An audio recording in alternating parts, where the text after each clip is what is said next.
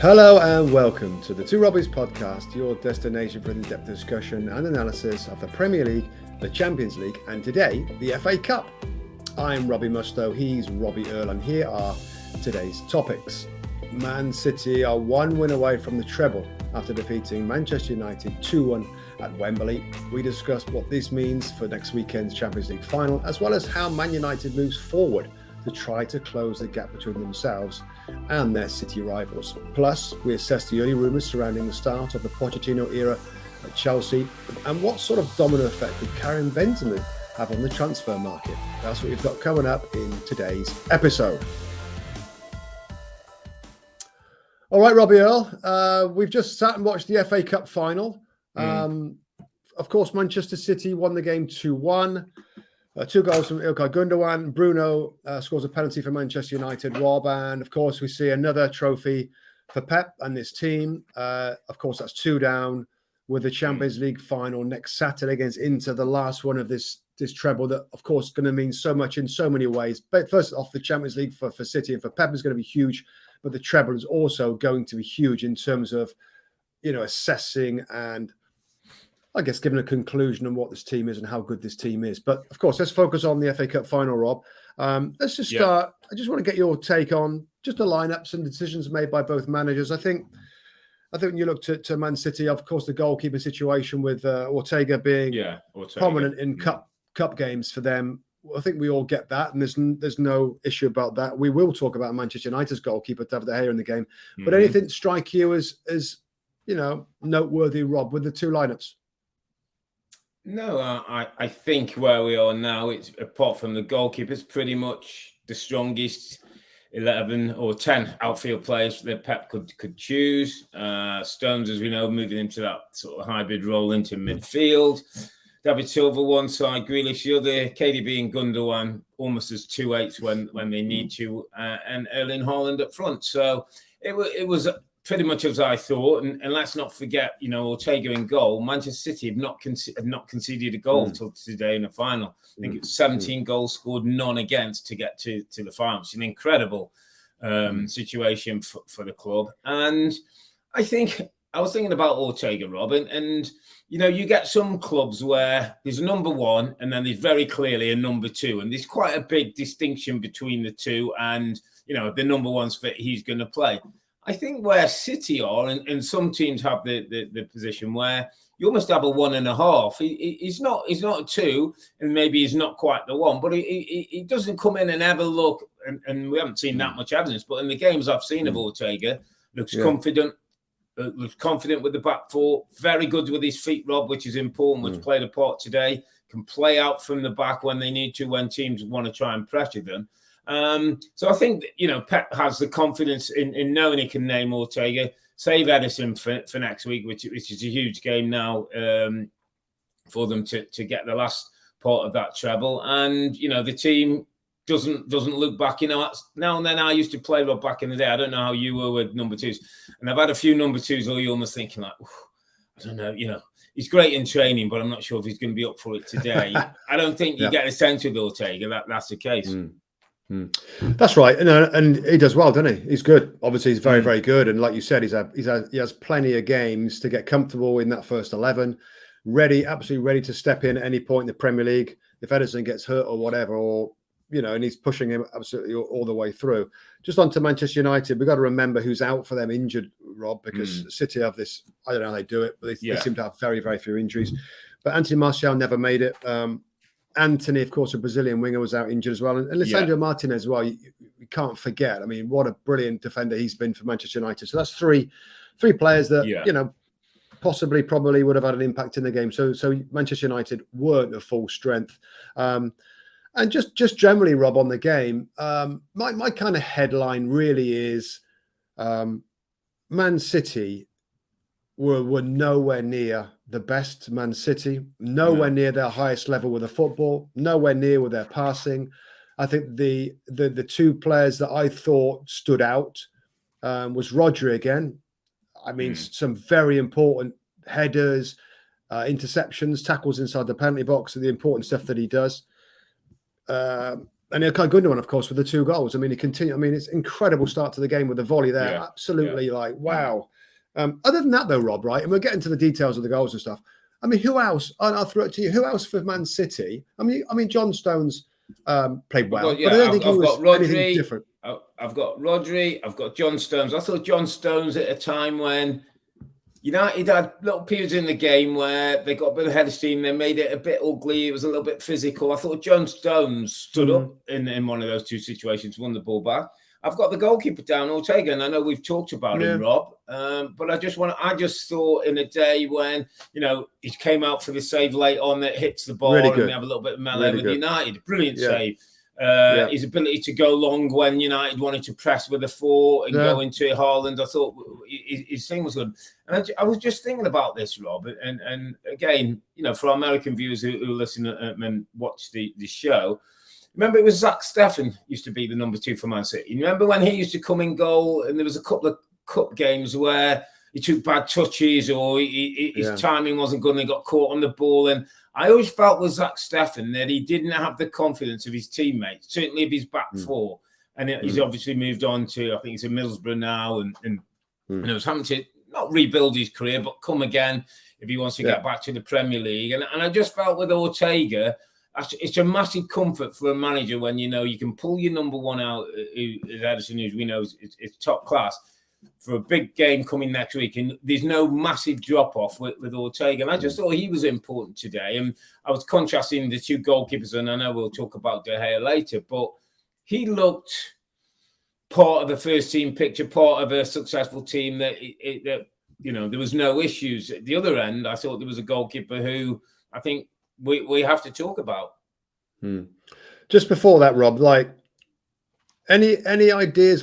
How much credit, I guess, would you give Manchester United on making it potentially difficult for Manchester United, for Man City to play? How much credit that City? I mean, we didn't see De Bruyne, didn't see Haaland, didn't see Bernardo Silva, saw very little Jack Grealish. So many players that normally one of them, does something special. It was Gundogan did something special, but it just so many others that just didn't seem quite as sharp as they normally would be on the ball. Credit to United for that.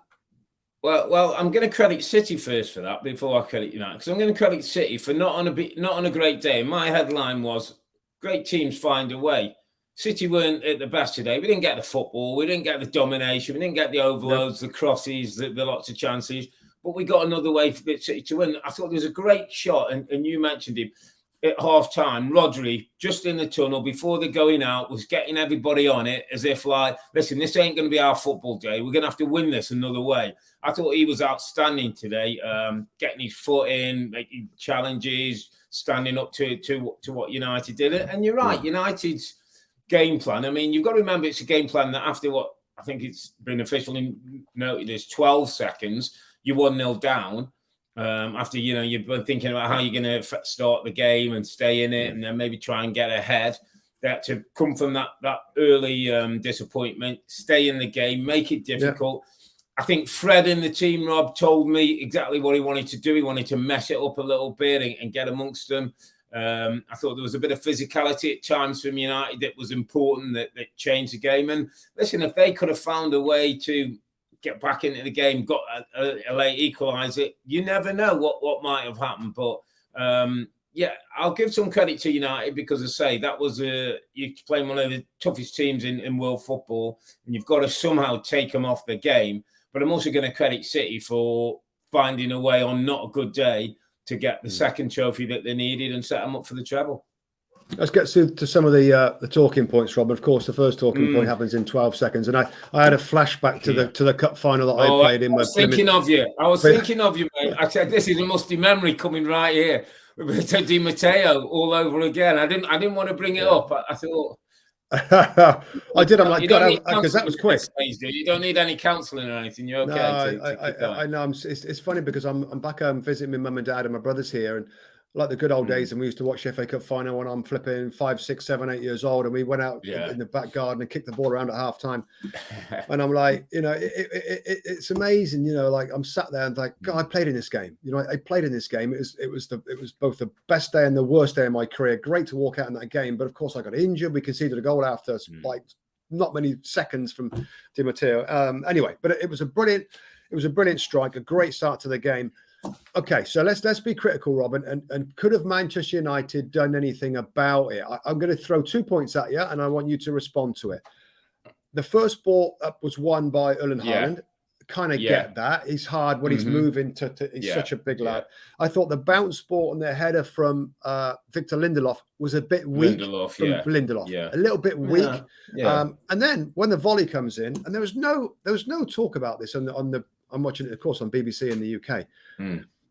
David De Gea. Now, it's a great strike. I don't think he's unsighted.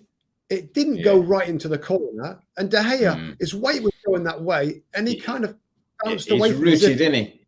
Yeah. Could he have died for it, Rob? Or am I the only one that's saying something that's not there? Because nobody in the broadcast talked about.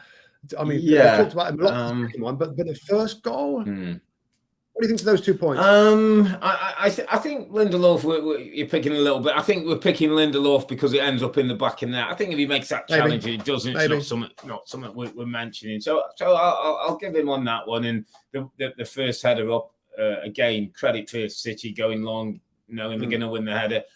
Timing of runs, which Gundogan and KDB did a couple of times when they went long, almost made from out to in, Rob, from their positions, came running across the front of Haaland to see what we call the second ball. It's a brilliant strike, first of all. I think if De Gea had dived and not got there, I don't think we'd be criticising him. I think it's that he was rooted, Rob, that the shots come from maybe 25, 22 yards. It's a clean strike, but he sees it and he seems rooted to the spot, almost like. And I think we talked about Alisson one time, and we looked at couple of goalkeepers before now. Sometimes bouncing, when they're bouncing, maybe Jordan Pickford goes sometimes the other way where he's almost done, but he's always bouncing, isn't he? And lively, like he can leap and get to something. It almost felt like De Gea was a little bit surprised in his mind. He was seeing something else. Something else was coming and he couldn't react to it.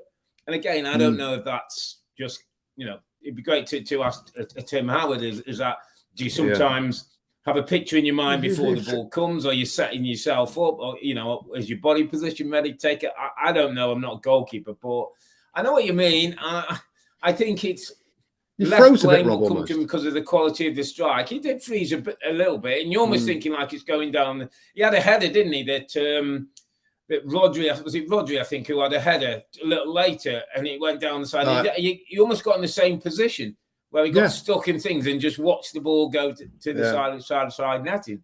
Yeah, no, I mean it's an incredible. I mean, Ilkay Gundogan, we should name the show after it. I mean, it seems every week we give credit to this guy and the stuff that he does, steps up as captain, etc. Let's move it forward to the next incident, Rob. The handball. Jack Grealish gives a handball away. Oh, blimey. I mean, all right. So I'll try and I hated it. Yeah, and we were on the WhatsApp. I hated it. I hated the call. Yeah. I hated it. Well, go on. You can explain. Well, so I'll try and explain it. As soon as I saw the replay of the ball hitting his arm, and when it hits the hand and it's above the shoulder, there's a little line in the rules to say, when the ball hits that hand or arm and it's above the line of the shoulder, it's a foul. It's a handball. It's a penalty. Yeah. So no, in that regard, it's automatic. So in terms of the letter of the law, like everybody said now, I think online, I did put a tweet out there to kind of correct it because I know people will be talking about it. It's a joke and he hasn't made himself bigger. It's a natural position. That doesn't matter. This little line means that whenever the ball hits your hand and it's over the shoulder, straight away. And that's why the VAR thing was real quick. Now, the second part, Rob, which I agree with you, what a crazy part of the handball law. And I know why they've done it. They've tried to simplify handball. So it's more of a matter of fact. When it's there and it's up there, players, don't lift your hands up. Not that I'm sure the players are aware of it, by the way, but it's just an automatic thing. And we had Gary Lineker hosting the show on the BBC here, Rob, and he said his understanding was that this whole handball is going to get reworded. Pretty quickly, aren't they? Yeah. So it's a crap part of the law for sure. Because Jack Grealish is just in the interview. Yeah. Listen, it was applied correctly as the rules are written. The rules are rubbish. That's what the rules are rubbish, Rob. Yeah. If that's happening, and if that could have lost Manchester City a treble, it would have been a bad stain on VAR and English football and the rules as they are. Because I want a high tariff of incident to give you somebody a free kick from 12 yards in a huge game. I want the tariff to be higher than that. Not an accidental with his hands. I don't care where his hand is. If he's jumping, he's turning his back and comes to the ball. I think I think we've had the phrase where once or twice saying it feels wrong, and it felt wrong to me. It felt wrong. I get why they get it, and we know the letter of law, and we tick that box because we have to. But I'm still saying for me it was rubbish, and I didn't like it because it could have. It didn't 14, but it could have changed the way of the game. And for United, who were getting back into the game, it's not a criticism of them because they were starting to have a better period in the game and certainly look more dangerous. But no, I'm hoping they do get that changed and just allow the referee a bit of leniency, a little bit of wiggle room in that, Rob. So on occasions like today, we can still get a decent game. Listen, when the play happens live and nobody blinks an eyelid really at it, and of course it's a video decision. Yeah, it is wrong. It's not right.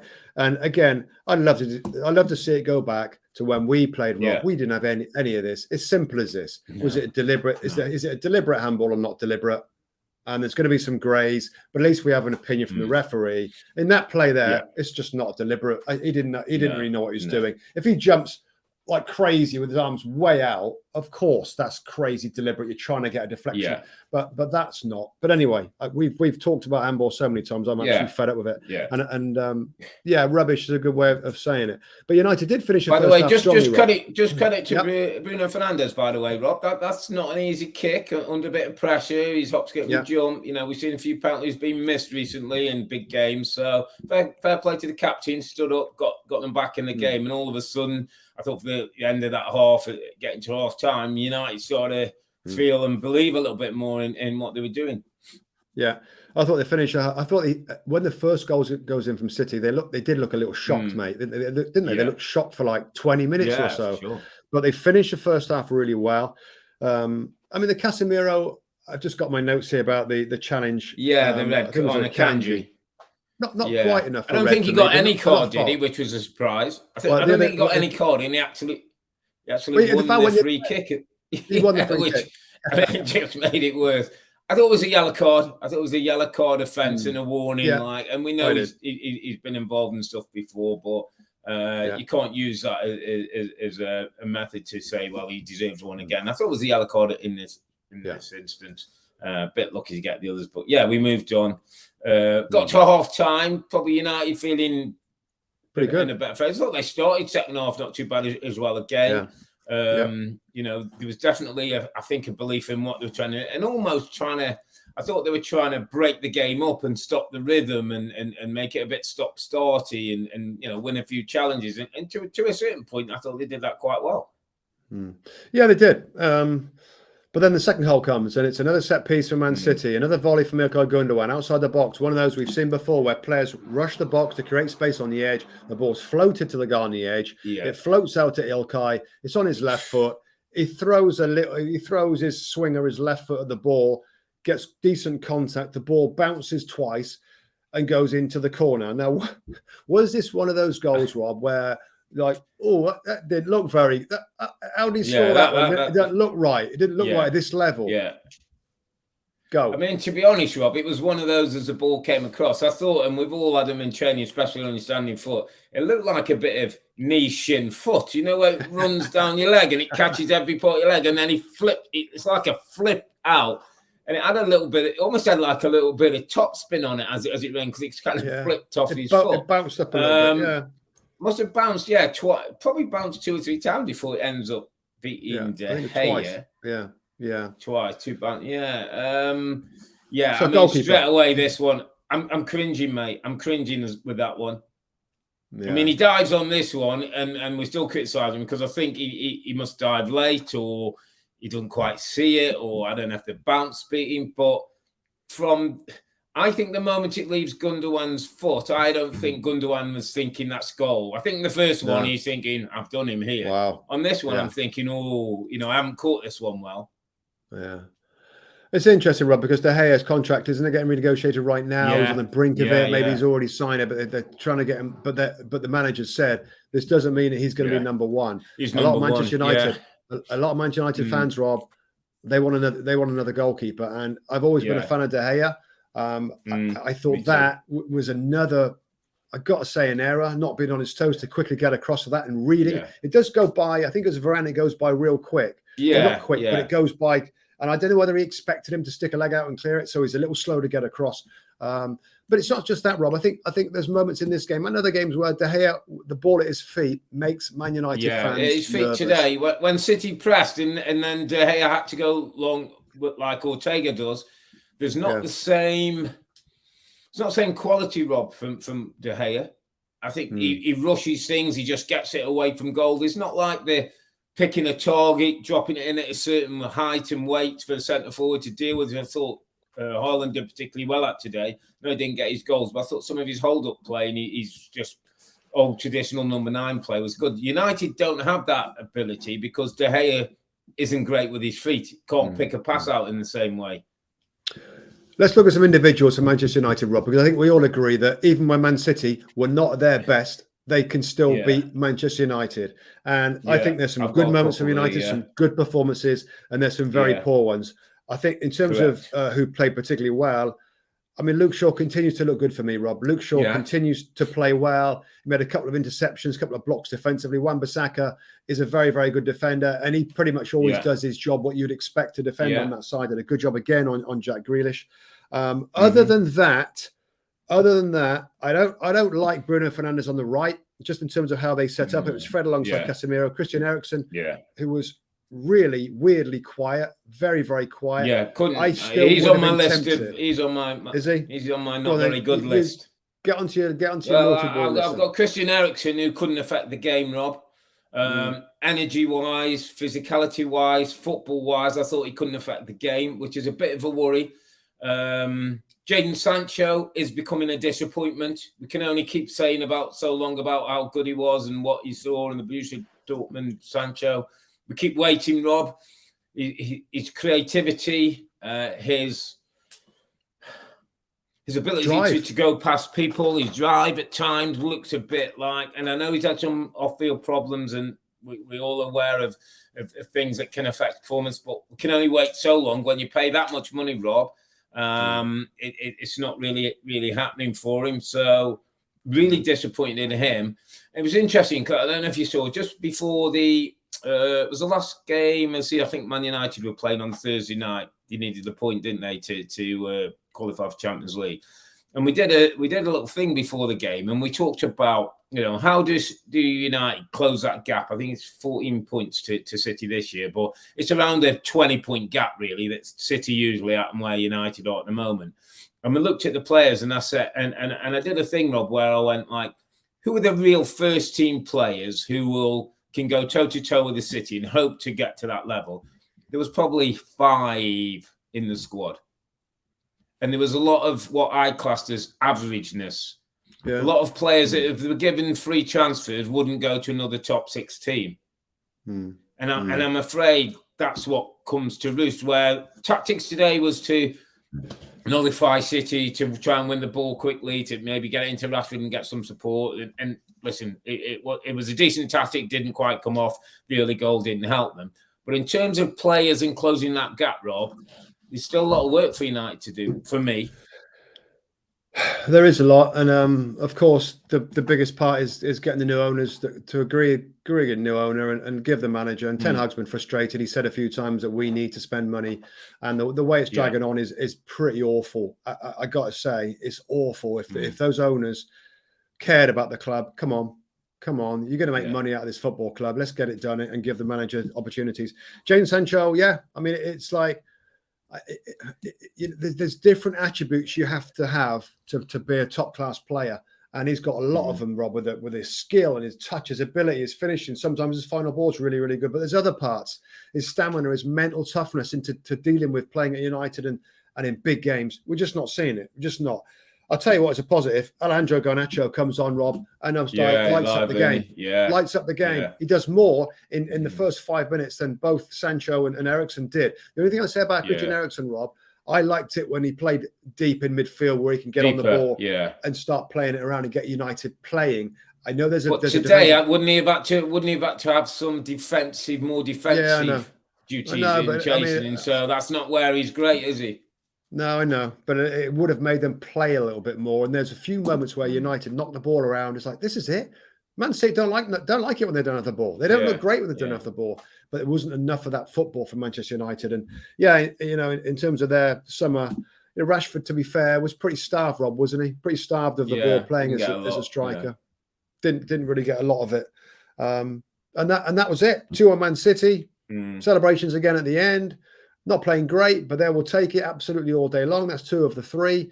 Does this game in any way affect the Champions League final, Rob, for them with the way they played or individuals? Not really. I think it was. I think I've always felt this game was going to be more difficult because of what it meant to United, not only winning, but what it means in terms of stopping that legacy.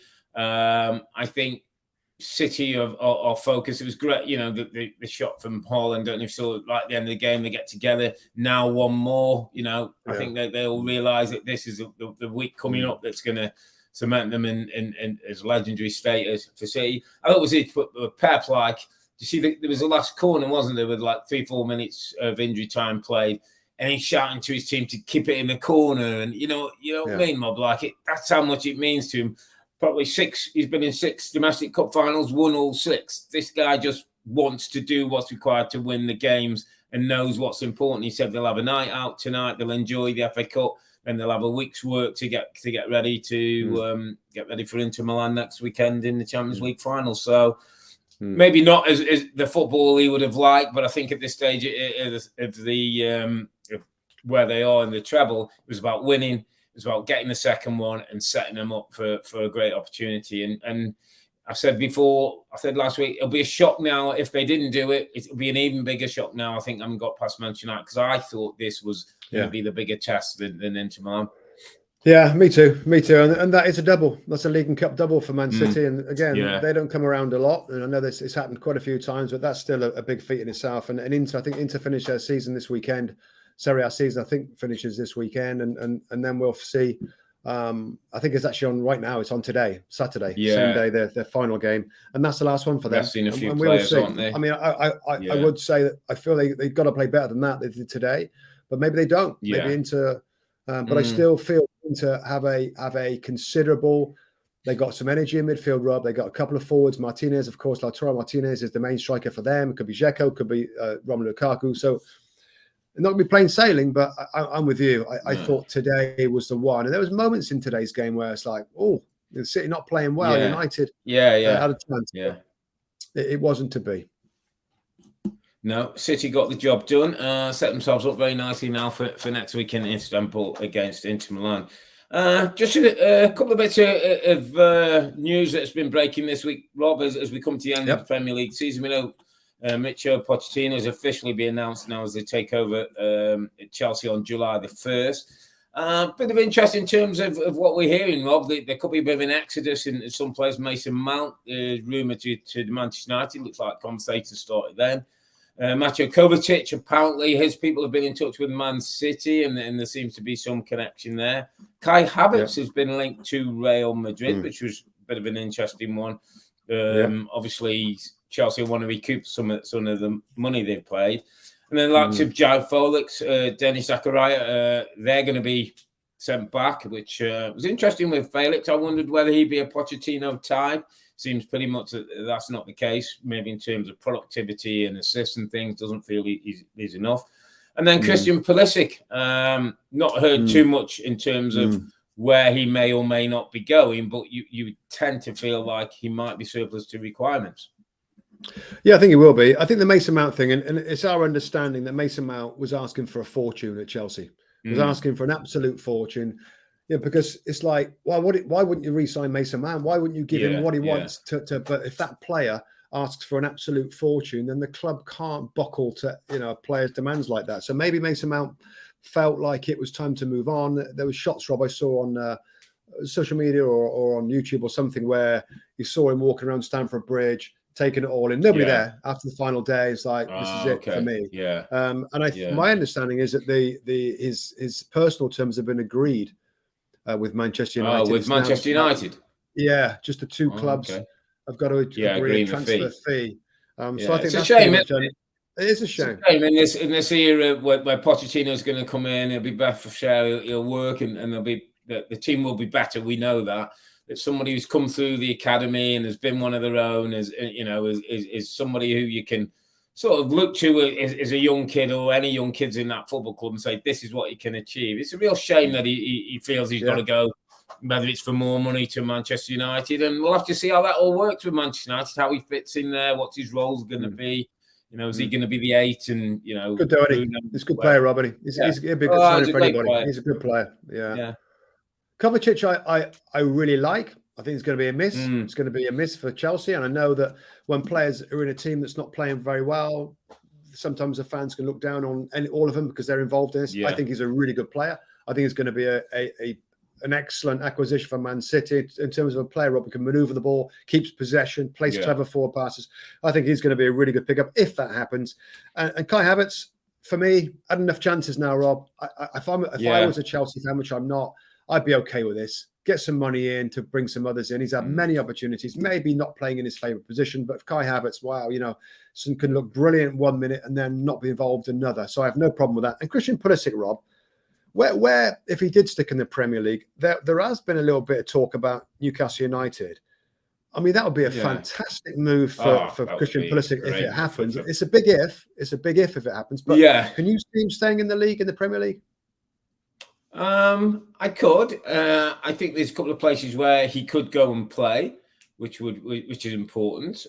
Depends where he feels, the drop off, how big a drop off he may feel. I think there's clubs who would be certainly interesting. I don't know how things are. Everton would be an interesting club. Fulham would be an interesting club. Aston Villa might be an interesting place. So I don't know whether Christian Pulisic would feel it needs to be a higher profile club than those, but to go and play regularly in a side and show what he can do, and he can be a match winner, can be a main guy, a go-to guy in some of those types of teams. There's still plenty of I think there'll still be plenty of takers for him. I just don't know if he'll feel they're the right caliber of club. Well, I'll tell you what I think. I mean, again, this is just my take on this, Rob. I'm assuming he's on big money. To go to Chelsea for a big fee, and be there for a few years, I think he's on big money. And any player that I've ever known doesn't want to drop money. That being said, if you're going to be somebody that's got that amount of money to spend on him, I don't know whether he's good enough to be a starting player in that club, right? And a club that's a little smaller that would play every week, I don't know whether they could afford him. So, if you're dropping down to the Fulham, so Fulham I'm assuming he's on big money that might break other clubs' wage bills. And now that's okay if you can guarantee they're going to be a star player. I don't think he's guaranteed to be a star anywhere. And again, if the clubs that have got their money, I don't know whether he's going to play.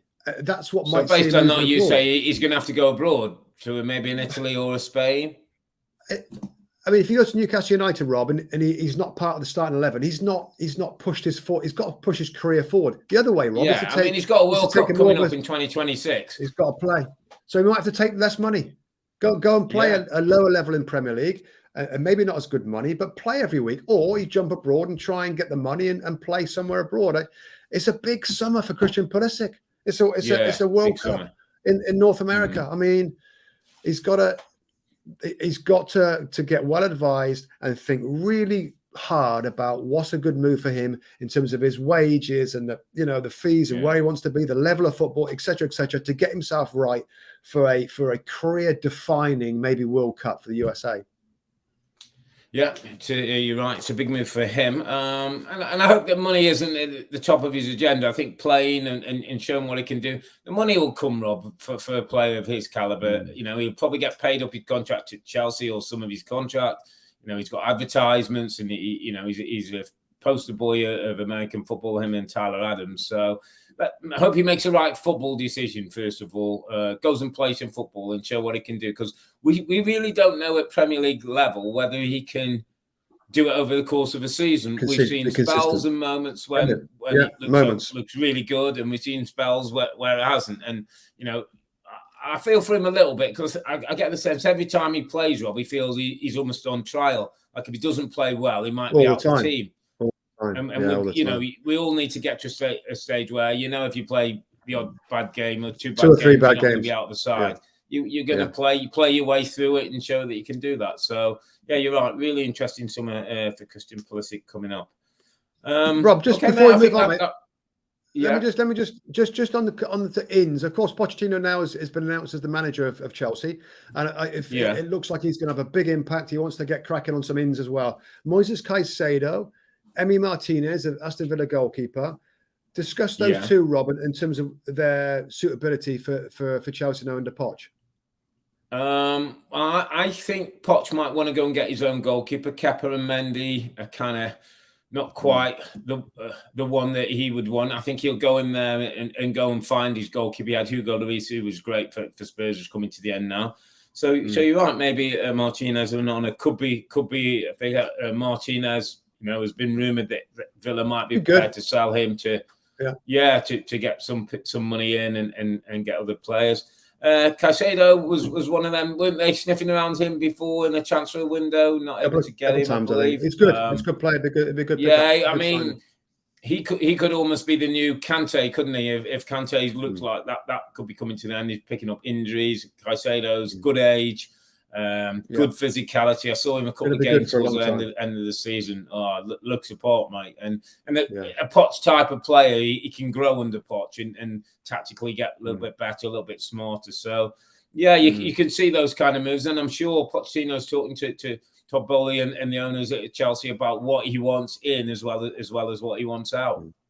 Yeah, I think when you think of Enzo Fernandez, the World Cup winner alongside Moises Caicedo, that's a pretty young, dynamic, versatile, good future for the club. So I think that'll be a particularly good one. And Martinez, we'll see. But I think, I think the Chelsea project now, I'm not a Chelsea fan, but I'm sure the fans feel a lot more confident now, Rob, in the way. Yeah, looking forward to it. Now. All the positions, main positions in the club have finally transitioned into the new ownership guys, and Pochettino's going to want to hit the ground running when he takes over July the 1st. So we just wanted to quickly mention Chelsea in this pod.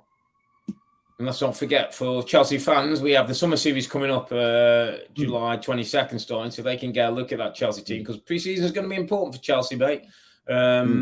They've got to get things right, start to get the system that Pochettino wants, get used to his way of working and his style of football. So big summer ahead for Chelsea, Pochettino and the Chelsea squad. Just some other news that was breaking, mate, and it sort of may involve star name in English football, Karim Benzema. We're talking about him going to Saudi Arabia to play his football. Being talked about, I think, 200 million a year, some crazy figure or something, to join the likes of Ronaldo as the trying to build a Premier League in that part of the world. Now, there are suggestions that if Benzema does go, that Real Madrid might be interested in a certain Harry Kane, Prince Harry. Do you see the Prince leaving English football? Is he not trying to chase down that 260 goals of Alan Shearer? 30 goals this season. I mean, incredible number behind Earle and Haaland. It maybe hasn't got the credit that he's deserved. Well, listen, it's funny because we know there's been interest from Bayern Munich, Rob, for Harry Kane. And I think, again, this is kind of reports, is that he's more interested in staying in English football in the Premier League. Like you said, he's chasing huge records. He wants to win something.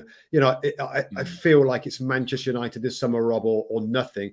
And then you get the rumor of Real Madrid. If you're Harry Kane, Rob, I mean that throws a freaking that throws something into the whatever that phrase. I can't think of the phrase right now, but I can't think what it is. But anyway, I mean any player with the potential to go to Real Madrid, does that winning trophies, Rob, and being at that club, does that tempt Harry Kane? This is all just a bit of fun for the end of the pod, but that's a big club for him to go. Yeah, huge club, mate. What I would say, and it is a massive club, is I think the Premier League record is something that is important to him. dare I say this, and Real Madrid fans, forgive me in what how We ain't this got might sound, many and Real it's Madrid not, fans are not watching this, mate. but there's Real Madrid fans all over the world who have second teams. That I Right. think for a lot of foreign players, Real Madrid is the holy grail. Right. I'm not so sure for English-born players, it holds quite this deep. Now, I'm not saying that players will not want to go there, but if Harry Kane sitting there, I'm thinking if he can get if he can get a better offer in the Premier League, or an offer that he thinks is comparable, and Manchester United aren't going to be in the same place as Real Madrid, I think he would rather go to Manchester United and stay in English football and go for that record.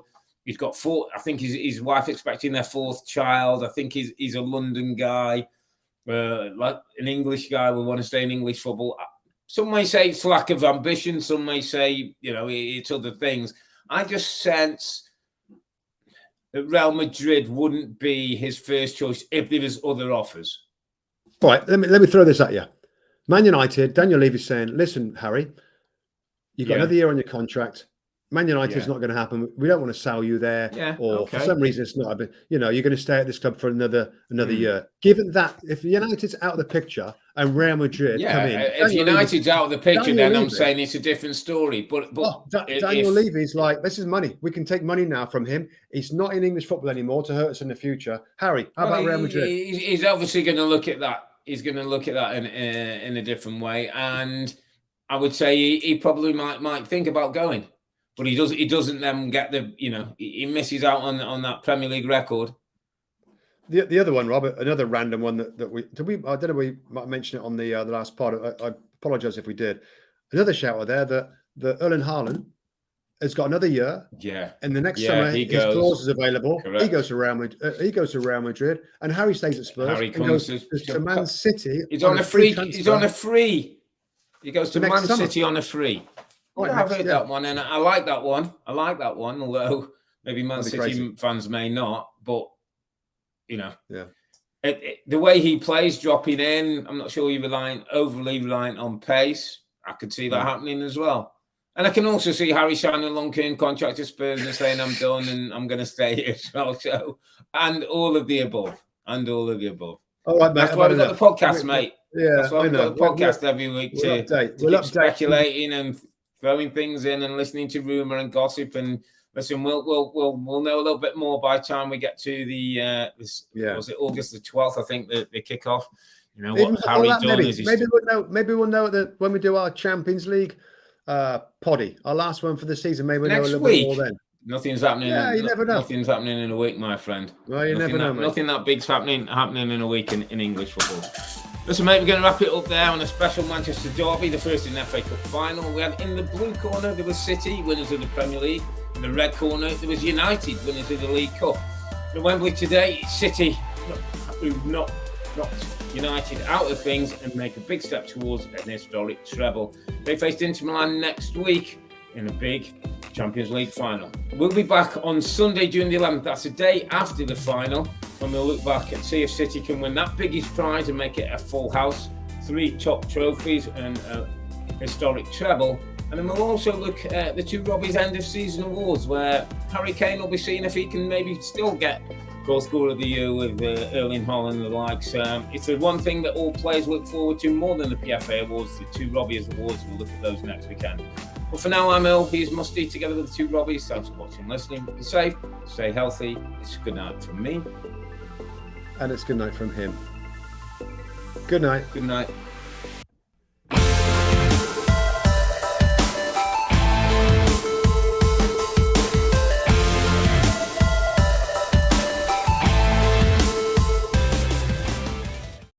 Hi there, I'm Rebecca Lowe, studio host for NBC's coverage of the Premier League. Don't forget to hit subscribe to watch more videos all season long. For even more Premier League content, from original series to live matches, head over to Peacock and be sure to tune in for Premier League mornings every weekend on USA Network and on Peacock. We will see you over there.